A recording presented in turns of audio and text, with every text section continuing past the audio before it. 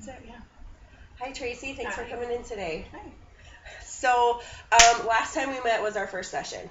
And so I got to know you a little bit, and we talked about some life transitions that are coming up for you. Yes. So, since our last meeting, how have things been going? It's been good. So we've spent the last couple weeks, Tim and I, moving his stuff. And where are you moving his stuff from? Sioux Falls to Aberdeen. Okay. So, before you were just doing like small little trips Mm-hmm. back and forth. So, have you made like the big haul? Is everything done yet? Everything is done as of this last weekend. As of this last weekend. Mm-hmm. So we put some in storage, some in the apartment, and Because you live in a one-bedroom apartment right now? two. Two-bedroom. Me Okay. and my daughter. Okay.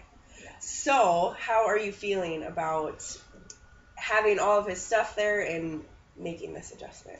It's been good. It's exciting because we don't have to do the long distance anymore. Right, because you were doing that for a while.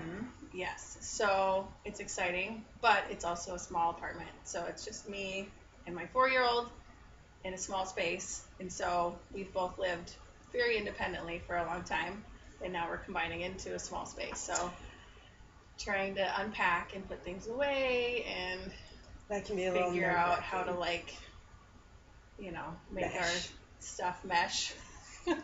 So, are you finding it difficult to mesh your stuff since you and your daughter have lived here and he's just coming in?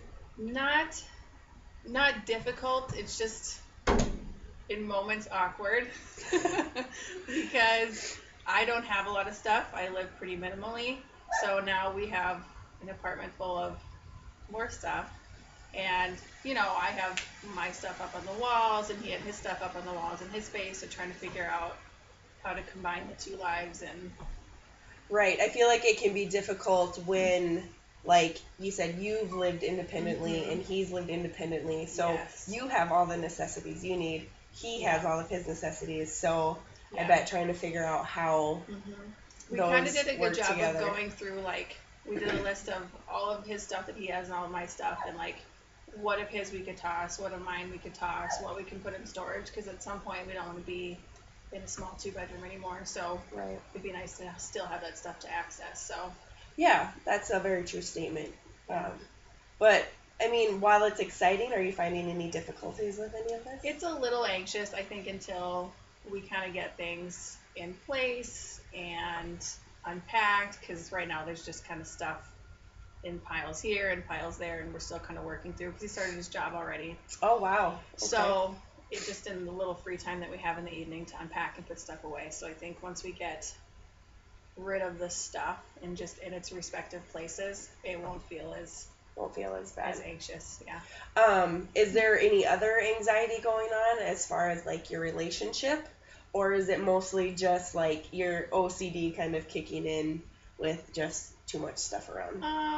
No, not too much anxiety. I mean, it'll be an adjustment because, like I said, it's just been me and my daughter Charlie. So I think it'll be an adjustment for him to try and figure out how to transition into living on his own, and so now not only living with a partner but also my daughter. So and then Charlie and I figuring out how to have my life as well. Like you said, you guys have been doing the long distance for quite some time, which is also very different when you only go for a couple days and then you have the other couple days to yourself. So. And some trips have been time spent with Charlie. Some of them have not been, and so now he's not only around me all the time, but he's also around a 4-year-old all the time who has really big emotions.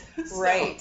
So, are you anxious or nervous, or are you having any feelings about Charlie and how she's gonna handle this transition? No, I think she'll give him hell, but she to loves be expected. him. Yeah, she adores him, so good. I think it'll be good. So it sounds like you're not like, I mean, this really isn't a huge. No, I think the anxiety just comes from it's a change. Right, and change is always will cause that for you.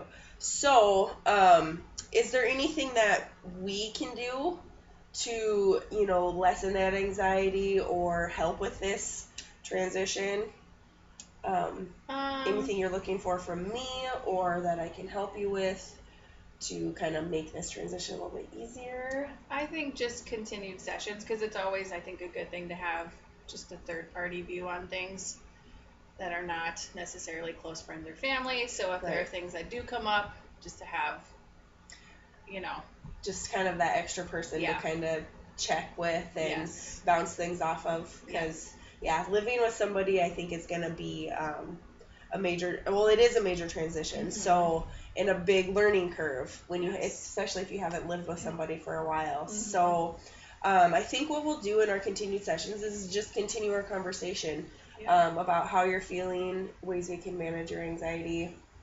And I mean, if you're up for it and if you want to, I mean, Tim and Charlie are always welcome in our sessions as well.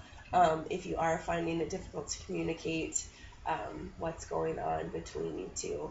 Have you experienced any communication issues with you and Tim yet thus far? No, not yet. I mean, I'm sure there will be, because you go from dating 3 hours away to living with each other all the time. It's going to happen. So it's just a matter of figuring out. Right, just kind of getting that schedule and routine down and stuff. Because he's also starting a new job, too. So you guys kind of have a lot going on between you and Charlie, your guys' relationship, you and Tim's relationship, and then making it work for all three while starting a new job and maintaining all your stuff. So I think it will be good for us to continue to meet. But in the meantime, is there anything I can help you do to get to next week? No, I think that's good. Okay. Well, thanks for coming in. Thank you.